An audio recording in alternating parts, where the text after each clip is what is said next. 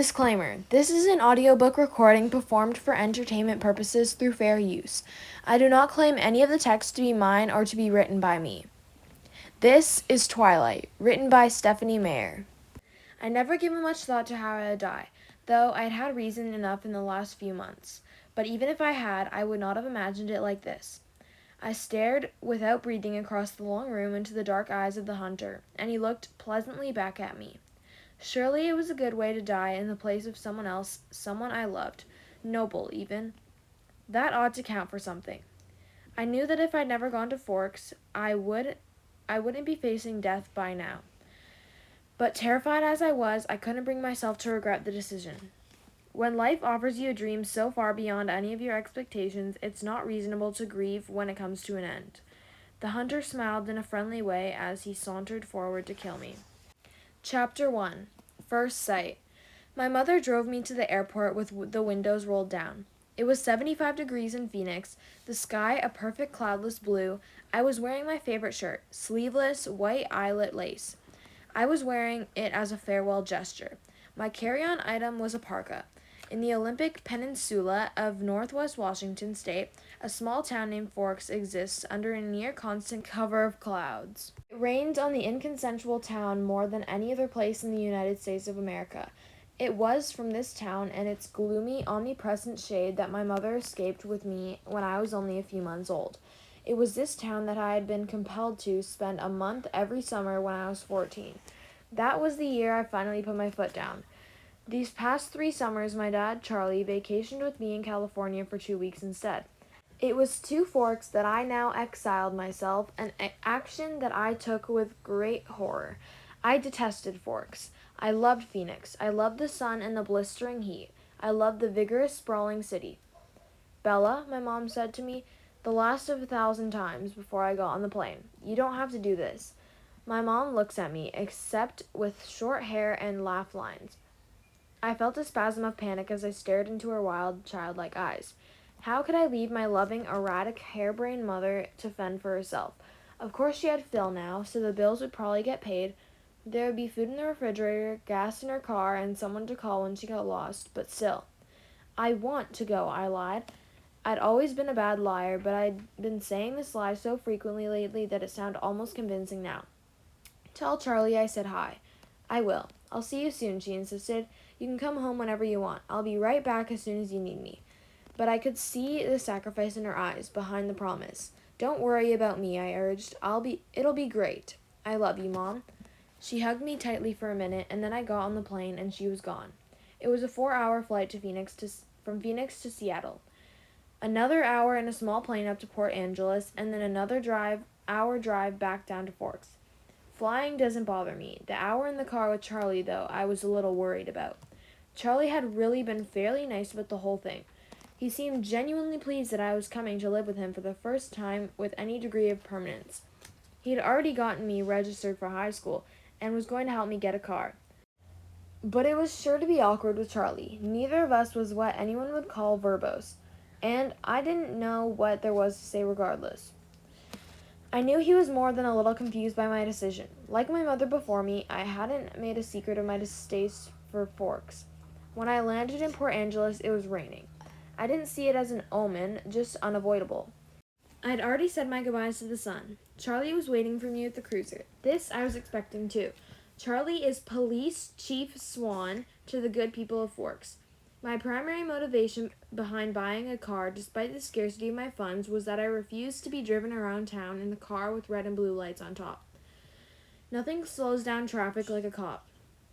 Charlie gave me an awkward, one-armed hug and when I stumbled my way off the plane.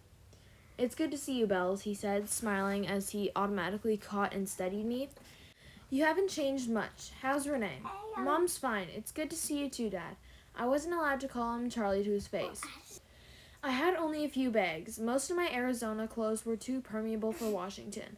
My mom and I had pooled our resources to supplement my winter wardrobe, but it was still scanty. It all fit easily in the trunk of the cruiser. "I found a good car for you, really cheap," he announced when we were strapped in. "What kind of car?" I was suspicious of the way he said "good car for you," as opposed to just "good car." "Well, it's a truck, actually, a Chevy." Where did you find it? Do you remember Billy Black down at La Push? La Push is a tiny Indian reservation on the coast. No. He used to go fishing with us during the summer, Charlie prompted. That would explain why I didn't remember him. I do a good job of blocking out painful, unnecessary things from my memory. He's in a wheelchair now, Charlie continued when I didn't respond, so he can't drive anymore, and he offered to sell me his truck cheap. What year is it? I could see from the change in his expression that this was a question he was hoping I wouldn't ask. Well, Billy's done a lot of work on the engine. It's only a few years old, really. I hoped he didn't think so little of me as to believe I would give up that easily. When did he buy it? He bought it in 1984, I think. Did he buy it new? Well, no, I think it was new in the early 60s or late 50s at the earliest. He admitted sheepishly. Dad, I don't really know anything about cars. I wouldn't be able to fix it if anything went wrong, and I couldn't afford a mechanic. Really, Bella, the thing runs great. They don't build them like that anymore. The thing, I thought to myself, it had possibilities as a nickname at the very least. How cheap is cheap? After all, that was the part I couldn't compromise on. Well, honey, I kind of already bought it for you as a homecoming gift. Charlie peeked sideways at me with a hopeful expression. Wow, free? You didn't need to do that, Dad. I was going to buy myself a car. I don't mind. I want you to be happy here. He was looking ahead at the road when he said this. Charlie wasn't comfortable with expressing his emotions out loud. I inherited that from him, so I was looking straight ahead as I responded. That's really nice, Dad. Thanks. I really appreciate it. No need to add that my being happy in Forks is an impossibility. He didn't need to suffer along with me, and I never looked a free truck in the mouth. Or engine. Well now, you're welcome, he mumbled, embarrassed by my thanks. We exchanged a few more comments on the weather, which was wet and pretty much it for the conversation. We stared out the window in silence. It was beautiful, of course. I couldn't deny that. Everything was green. The trees, their trunks covered with moss, their branches hanging with a canopy of it, the ground covered with ferns, even the air filtered down greenly through the leaves. It was too green, an alien planet. Eventually we made it to Charlie's. He still lived in the small 2-bedroom house that he'd bought with my mother in the early days of their marriage. Those were the only kinds of days their marriage had, the early ones. There, parked on the street in front of the house that never changed, was my new to me, truck. It was a faded red color with big rounded fenders and a bulbous cab. To my intense surprise, I loved it. I didn't know if it would run, but I could see myself in it. Plus, it was one of those solid iron affairs that never gets damaged. The kind you see at the scene of an accident, paint unscratched, surrounded by the pieces of the foreign car it destroyed. Wow, Dad, I love it. Thanks. Now my horrific day tomorrow would be just as much less dreadful. I wouldn't be faced with the choice of either walking 2 miles in the rain to school or accepting a ride in the Chief's cruiser. I'm glad you liked it, Charlie said gruffly, embarrassed again. It only took one trip to get all my stuff upstairs. I got the west bedroom that faced over the front yard. The room was familiar. It had belonged to me since I was born. The wooden floor, the light blue walls, the peaked ceiling, the yellow lace curtains around the window, these were all part of my childhood. The only changes Charlie had ever made were switching the crib for a bed and adding a desk as I grew. The desk now held a second-hand computer with a phone line for the modem stapled along the floor to the nearest phone jack. This was a stipulation from my mother so that we could stay in touch easily. The rocking chair from my baby days was still in the corner. There was only one small bathroom at the top of the stairs, which I would have to share with Charlie. I was trying not to dwell too much on the fact. One of the best things about Charlie is that he doesn't hover. He left me alone to unpack and get settled, a feat that would have been altogether impossible for my mother. It was nice to be alone, not to have to smile and look pleased, a relief to stare dejectedly out the window at the sheeting rain and just let a few tears escape. I wasn't in the mood to go on a real crying jag. I would save that for bedtime when I would have to think about the coming morning. Forks High School had a frightening total of only 357, now 58 students. There were more than 700 people in my junior class alone back home. All of the kids here had grown up together. Their grandparents had been toddlers together. I would be the new girl from the big city, a curiosity, a freak. Maybe if I looked like the girl from Phoenix should, I could work this to my advantage. But physically, I'd never fit in anywhere. I should be tan, sporty, blonde, a volleyball player, or a cheerleader perhaps, all the things that go with living in the Valley of Sun. Instead, I was ivory-skinned without even the excuse of blue eyes or red hair. Despite the constant sunshine, I had always been slender, but soft somehow. Obviously not an athlete, I didn't have the necessary hand-eye coordination to play sports without humiliating myself and harming both myself and anyone else who stood too close. When I finished putting my clothes in the old pine dresser, I took my bag off of the bathroom necessities and went to the communal bathroom to clean myself up after the day of travel. I looked at my face in the mirror as I brushed through my tangled, damp hair. Maybe it was the light, but I already looked sallower. Unhealthy. My skin could be pretty, it was very clear, almost translucent looking, but it all depended on color. I had no color here. Facing my pallid reflection in the mirror, I was forced to admit that I was lying to myself. It wasn't just physically that I never fit in, and if I couldn't find a niche in a school with 3,000 people, what were my chances here? I didn't relate well to people my age. Maybe the truth was that I didn't relate well to people, period. Even my mother, who I was closer to than anyone else on the planet, was never in harmony with me, never on exactly the same page. Sometimes I wondered if I was seeing the same things through my eyes that the rest of the world was seeing through theirs. Maybe there was a glitch in my brain. But the cause didn't matter. All that mattered was the effect, and tomorrow would just be the beginning. I didn't sleep well that night, even after I was done crying. The constant whooshing of the rain and wind across the roof wouldn't fade into the background. I pulled the faded old kilt over my head and later added the pillow too.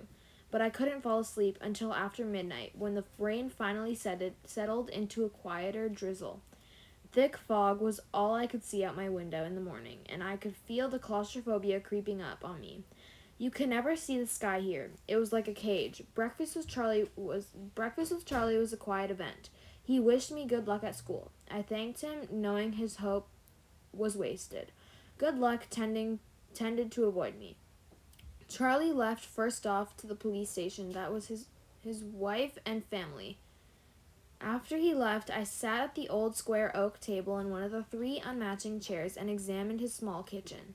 With its dark paneled walls, bright yellow cabinets, and white linoleum floors, nothing was changed. My mother had painted the cabinets 18 years ago in an attempt to bring some sunshine to the house. Over the small fireplace in the adjoining handkerchief-sized family room was a row of pictures. First, a wedding picture of Charlie and my mom in Las Vegas, then one of the 3 of us in the hospital after I was born, taken by a helpful nurse, followed by the procession of my school pictures up to the last years. Those were embarrassing to look at. I would have to see what I could do to get Charlie to put them somewhere else, at least while I was living here. It was impossible, being in this house, not to realize that Charlie had never gotten over my mom. It made me uncomfortable. I didn't want to be early to school, but I couldn't stay in the house anymore. I donned my jacket, which had the feel of a biohazard suit, and headed out into the rain. It was just drizzling still, not enough to soak me through immediately as I reached for the house key that was always hidden under the eaves by the door and locked up.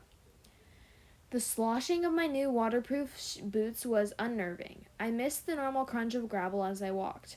I couldn't pause and admire my truck again as I wanted.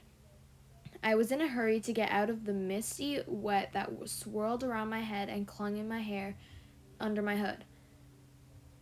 Inside the truck, it was nice and dry. Either Billy or Charlie had obviously cleaned it up, but the tan upholstered seats still smelled faintly of tobacco, gasoline, and peppermint. The engine started quickly, to my relief, but loudly roaring to life and then idling at top volume. Well, a truck this old was bound to have a flaw. The antique radio worked, a plus that I hadn't expected.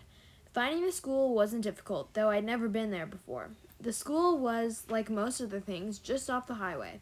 It was not obvious that it was a school. Only the sign, which declared it to be the Forks High School, made me stop. It looked like a collection of matching houses built with maroon-colored bricks. There were so many trees and shrubs I couldn't see its size at first. Where was the feel of institution? I wondered nostalgically. Where were the chain-link fences, the metal detectors? I parked in front of the first building, which had a small sign over the door reading front office. No one else was parked there, so I was sure it was off limits. But I decided I would get directions inside instead of circling around in the rain like an idiot. I stepped unwillingly out of the toasty truck cab and walked down a little stone path lined with dark hedges. I took a deep breath before opening the door. Inside, it was brightly lit and warmer than I'd hoped.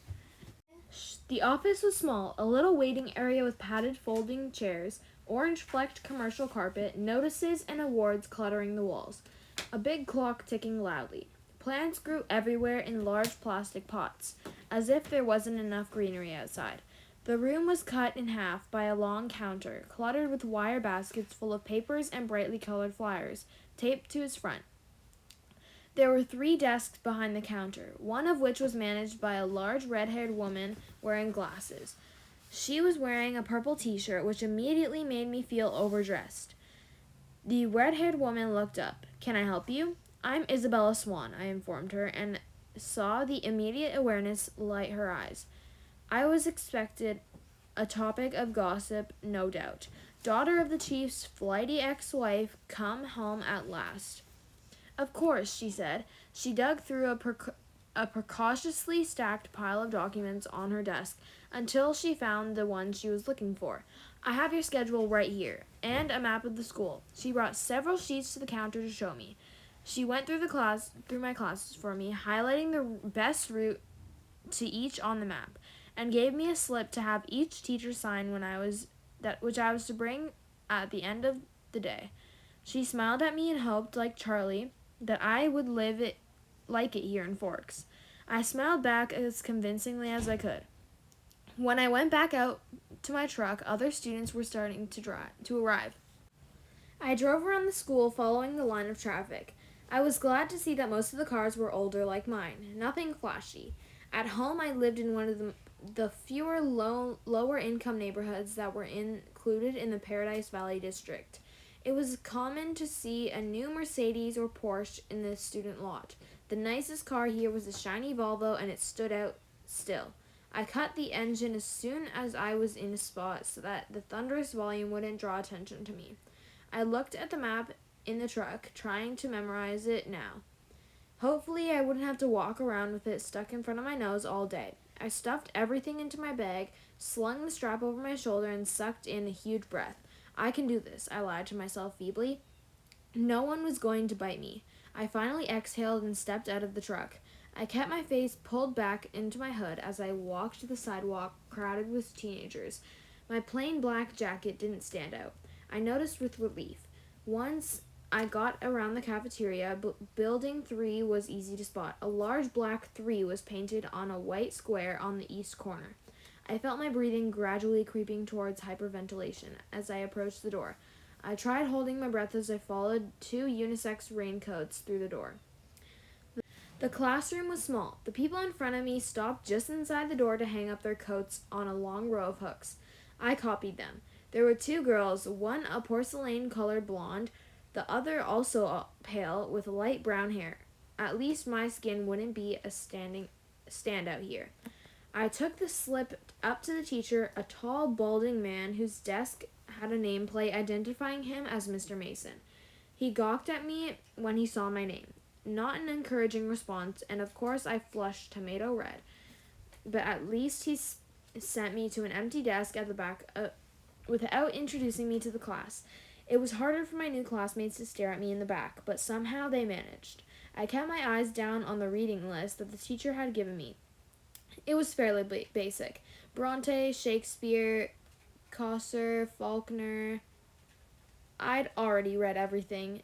That was comforting and boring. I wondered if my mom would send me my folder of essays or if she would think that was cheating. I went through different arguments with her in my head while the teacher droned on. When the bell rang, a nasal buzzing sound, a gangly boy with skin problems and hair black as oil slick leaned against the aisle to talk to me. "You're Isabella Swan, aren't you?" He looked like the overly helpful chess club type. "Bella," I corrected him.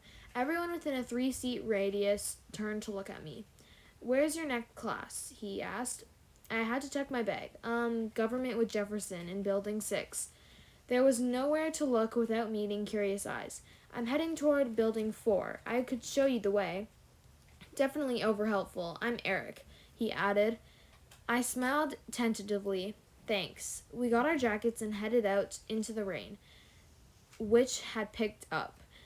I could have sworn several people behind us were walking close enough to eavesdrop. I hoped I wasn't getting paranoid. "So this is a lot different than Phoenix, huh?" he asked. "Very. It doesn't rain much there, does it?" 3 or 4 times a year." "Wow, what must that be like?" he wondered. "Sunny," I told him. "You don't look very tan." "My mother's part albino." He studied my face apprehensively, and I sighed. It looked like clouds and a sense of humor didn't mix. A few months of this, and I'd forget how to use sarcasm. We walked back around the cafeteria to the south buildings by the gym. Eric walked me right to the door, though it was clearly marked. "Well, good luck," he said as I touched the handle. "Maybe we'll have some other classes together." He sounded hopeful. I smiled at him vaguely and went inside. The rest of the morning passed in about the same fashion. My trigonometry teacher, Mr. Varner, who I would have hated anyway, just because of the subject he taught, was the only one who made me stand in front of the class and introduce myself. I stammered, blushed, and tripped over my own boots on the way to my seat. After 2 classes, I started to recognize several of the faces in each class. There was always someone braver than the others who would introduce themselves and ask me questions about how I was liking forks. I tried to be diplomatic, but I just lied a lot. At least I never needed the map. One girl sat next to me in both trig and Spanish, and she walked with me to the cafeteria for lunch. She was tiny, several inches shorter than my 5 feet 4 inches, but her wildly curly dark hair made up for a lot of the difference between our heights. I couldn't remember her name, so I smiled and nodded as she prattled about teachers and classes. I didn't try to keep up. We sat at the end of the full table with several of her friends, who she introduced to me. I forgot all their names as soon as she spoke them. They seemed impressed by her bravery in speaking to me. The boy from English, Eric, waved at me from across the room. It was there, sitting in the lunchroom, trying to make conversation with 7 curious strangers, that I first saw them. They were sitting in the corner of the cafeteria as far away from where I sat as possible in the long room. There were 5 of them. They weren't talking and they weren't eating, though they each had a tray of untouched food in front of them. They weren't gawking at me, unlike most of the students, so it was safe to stare at them without the fear of meeting an excessively interesting pair of eyes. But it was none of those things that caught and held my attention. They didn't look anything alike. Of the 3 boys, one was big, muscled, with like a serious weightlifter with dark curly hair. Another was taller, leaner, but still muscular and honey blonde. The last was lanky, less bulky, with an untidy bronze-colored hair. He was more boyish than the others, who looked like they could be in college or even teachers here rather than students. The girls were opposites. The tall one was statuesque. She had a beautiful figure, the kind you saw on the cover of the Sports Illustrated swimsuit issue, the kind that made every girl around her take a hit on her self-esteem just by being in the same room. Her hair was golden, gently waving to the middle of her back. The short girl was pixie-like, thin in the extreme with small features. Her hair was deep black, cropped short and pointing in every direction. And yet they were all exactly alike. Every one of them was chalky pale, the palest of all the students living in the sunless town. Paler than me, the albino. They all had very dark eyes despite the range in their hair tones. They also had dark shadows under those eyes, purplish bruise-like shadows as if they were all suffering from a sleepless night or almost done recovering from a broken nose. Though their noses, all their features were straight, perfect, angular. But all this is not why I couldn't look away. I stared because their faces, so different, so similar, were all devastatingly, inhumanly beautiful. They were faces you never expected to see except perhaps on the airbrushed pages of a fashion magazine, or painted by an old master as the face of an angel. It was hard to decide who was most beautiful, maybe the perfect blonde girl or the bronze-haired boy. They were all looking away from each other, away from the other students, away from anything in particular as far as I could tell. As I watched, the small girl rose with her tray, unopened soda, unbitten apple, and walked away with a quick, graceful lope that belonged on a runway. I watched, amazed at her little leaf dancer's step, till she dumped her tray and glided through the back door, faster than I would have thought possible. My eyes darted back to the others, who sat unchanging. "Who are they?" I asked the girl from my Spanish class, whose name I'd forgotten. As she looked up to see who I meant, though already knowing, probably from my tone, suddenly he looked at her, the thinner one, the boyish one, the youngest, perhaps. He looked at my neighbor for just a fraction of a second, and then his dark eyes flickered to mine. He looked away quickly, more quickly than I could, though in a flush of embarrassment I dropped my eyes at once. In that brief flash of a glance, his face held nothing of interest. It was as if she had called his name, and he'd looked up in involuntary response, already having decided not to answer. My neighbor giggled in embarrassment, looking at the table like I did. That's Edward and Emmett Cullen, and Rosalie, and Jasper Hale. The one who left was Alice Cullen. They all lived together with Dr. Cullen and his wife. She said this under her breath. I glanced sideways at the beautiful boy who was looking at his tray now, picking a bagel to pieces with long, pale fingers. His mouth was moving very quickly, his perfect lips barely opening. The other three still looked away, and yet I felt like he was speaking quietly to them. Strange, unpopular names, I thought. The kinds of names grandparents had. But maybe that was in vogue. Here, small-town names. I finally remembered that my neighbor was called Jessica, a perfectly common name. There were 2 girls named Jessica in my history class back home. They are very nice looking. I struggled with the conspicuous understatement. Yes, Jessica agreed with another giggle. They're all together, though. Emmett and Rosalie and Jasper and Alice, and they live together. Her voice held all the shock and took a condemnation of the small town. I thought critically. But if I was being honest, I had to admit that even in Phoenix, it would cause gossip. "Which ones are the Cullens?" I asked. "They don't look related." "Oh, they're not. Dr. Cullen is really young, in his 20s or 30s. They're all adopted. The Hales are brother and sister, twins. The Blondes and their foster children. They look a little old for foster children. They are now. Jasper and Rosalie are both 18. But they've been with Mrs. Cullen since they were 8. She's their aunt or something like that. That's really kind of nice for them to take care of all those kids like that, when they're so young and everything." "I guess so," Jessica admitted reluctantly, and I got the impression that she didn't like the doctor and his wife for some reason. With the glances she was throwing at their adopted children, I could presume the reason was jealousy. "I think that Mrs. Cullen can't have kids, though," she added, as if that lessened their kindness. Throughout all the conversation, my eyes flickered again and again to the table where the strange family sat. They continued to look at the walls and not eat. "Have they always lived in Forks?" I asked. "Surely I would have noticed them on one of my summers here." "No," she said in a voice that implied it should be obvious. "Even to a new arrival like me, they just moved down 2 years from somewhere in Alaska." I felt a surge of pity and relief. Pity because, as beautiful as they were outsiders, clearly not accepted. Relief that I wasn't the only newcomer here, and certainly not the most interesting by any standard. As I examined them, the youngest one of the Cullens looked up and met my gaze, this time with evident curiosity in his expression.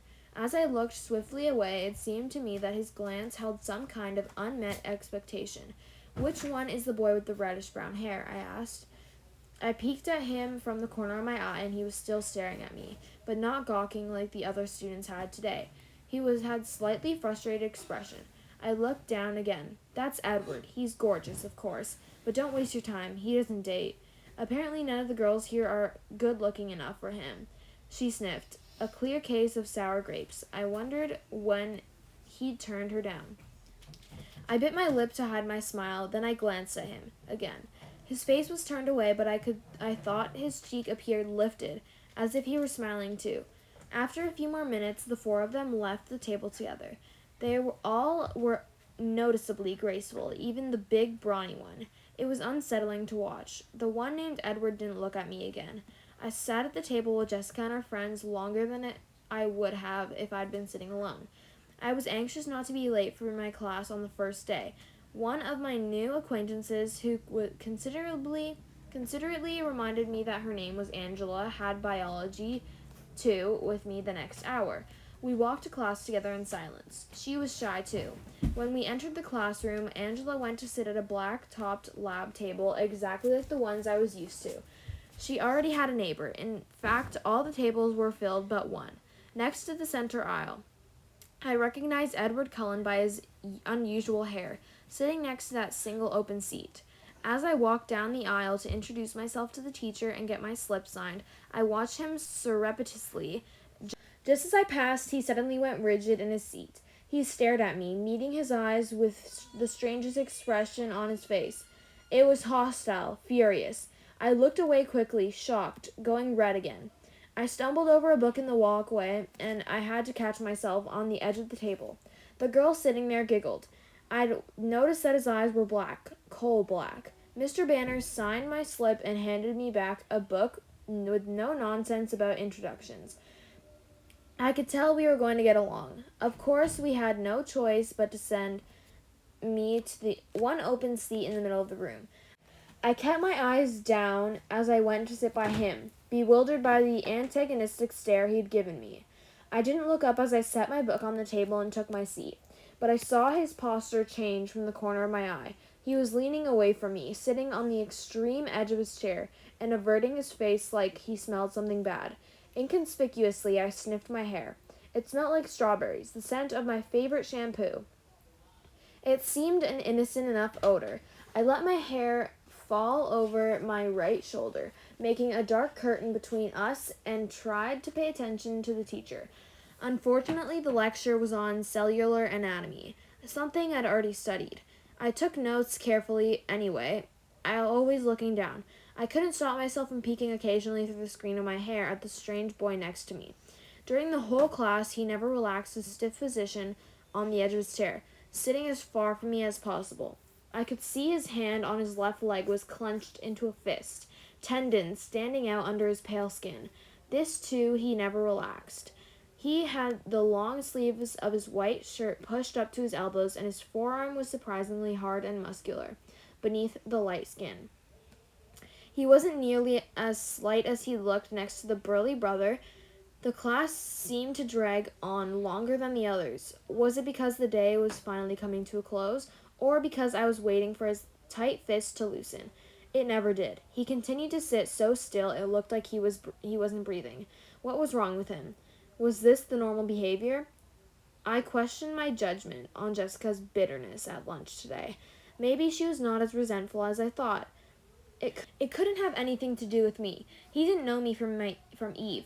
I peeked up at him one more time and regretted it. He was glaring down at me again, his black eyes full of revulsion. As I flinched away from him, shrinking against my chair, the phrase, "if looks could kill," suddenly ran through my mind. At that moment, the bell rang loudly, making me jump, and Edward Cullen was out of his seat. Fluidly, he rose. He was much taller than I thought, his back to me, and he was out the door before anyone else was out of their seat. I sat frozen in my seat, staring blankly after him. He was so mean. It wasn't fair. I began gathering up my things slowly, trying to block the anger that filled me, for fear my eyes would tear up. For some reason, my temper was hardwired to my tear ducts. I usually cried when I was angry, a humiliating tendency. "Aren't you Isabella Swan?" a male voice asked. I looked up to see a cute baby-faced boy, his pale blonde hair carefully gelled into orderly spikes, smiling at me in a friendly way. He obviously didn't think I smelled bad. "Bella," I corrected him with a smile. "I'm Mike. Hi, Mike. Do you need any help finding your next class? I'm headed to the gym, actually. I think I can find it." "That's my next class, too." He seemed thrilled, though it wasn't that big of a coincidence in a school this small. We walked to class together. He was a chatterer. He supplied most of the conversation, which made it easy for me. He lived in California till he was 10, so he knew how I felt about the sun. It turned out he was in my English class too. He was the nicest person I met today. But as we were entering the gym, he asked, "So, did you stab Edward Cullen with a pencil or what?" I'd never seen him act like that. I cringed. So I wasn't the only one who had noticed, and apparently that wasn't Edward Cullen's usual behavior. I decided to play dumb. "Was that the boy I sat next to in biology?" I asked, artlessly. "Yes," he said. "He looked like he was in pain or something." "I don't know," I responded. "I never spoke to him." "He's a weird guy." Mike lingered by me instead of heading to the dressing room. "If I were lucky enough to sit by you, I would have talked to you." I smiled at him before walking through the girls' locker room. He was friendly and clearly admiring, but it wasn't enough to ease my irritation. The gym teacher, Coach Clapp, found me a uniform but didn't make me dress down for today's class. At home, only 2 years of PE were required. Here, PE was mandatory all 4 years. Forks was literally my personal hell on earth. I watched 4 volleyball games running simultaneously, remembering how many injuries I had sustained and inflicted playing volleyball. I felt faintly nauseated. The final bell rang at last. I walked slowly to the office to return my paperwork. The rain had drifted away, but the wind was strong and colder. I wrapped my arms around myself. When I walked into the warm office, I almost turned around and walked back out. Edward Cullen stood at the desk in front of me. I recognized that tousled bronze hair. He didn't appear to notice the sound of my entrance. I stood pressed against the back wall, waiting for the receptionist to be free. He was arguing with her in a low, attractive voice. I quickly picked up the gist of the argument. He was trying to trade from 6-hour biology to another time. Any other time. I just couldn't believe that this was about me. It had to be something else. Something that happened before I entered the biology room. The look on his face must have been about another aggravation entirely. It was impossible that this stranger could take such a sudden, intense dislike to me. The door opened again, and the cold wind suddenly gusted through the room, rustling the papers on the desk, swirling my hair around my face. The girl who came in merely stepped to the desk, placed a note in the wire basket, and walked out again. But Edward Cullen's back stiffened as he turned slowly to glare at me. His face was absurdly handsome, with piercing, hateful eyes. For an instant, I felt a thrill of genuine fear raising the hair on my arms. The look only lasted a second, but it chilled me more than the freezing wind. He turned back to the receptionist. "Never mind, then," he said hastily in a voice like velvet. "I can see that it's impossible. Thank you so much for your help." And he turned on his heel without another look at me and disappeared out the door. I went meekly to the desk, my face white for once instead of red, and handed her the signed slip. "How did your first day go, dear?" the receptionist asked maternally. "Fine," I lied, my voice weak. She didn't look convinced. When I got to the truck, it was almost the last car in the lot. It seemed like a haven, already the closest thing to home I had in this damp green hole. I sat inside for a while, just staring out the windshield blankly, but soon I was cold enough to need the heater. So I turned the key and the engine roared to life. I headed back to Charlie's house, fighting tears the whole way there. To sum up this chapter, 17-year-old Bella moves from Phoenix, her sunny, familiar place, to a new city in Forks, Washington. She moves in with her dad, Charlie, because her mom is traveling with her stepdad, Phil. When Bella's stepdad used to travel, Bella's mom would stay home with her, and Bella could see that this made her unhappy, so she decided to let her mom travel with Phil. When she arrives in Forks, her dad surprises her with a new Chevy truck from the 1950s or 60s. She's happy with the new truck and begins to think about her school day the next day. She freaks out about her first day at her new school, and then when she gets there, she meets a bunch of friendly people in her classes and sees the gorgeous Cullens: Alice, Emmett, Jasper, Rosalie, and Edward. They are all adopted by Dr. Carlisle Cullen and Esme, and they are all in relationships, except Edward, who thinks nobody is good for him. In her biology class, she sits beside Edward Cullen, who acts a little weird around her, and she's very upset about this when she leaves. Edward Cullen even tries to switch classes to avoid being around her.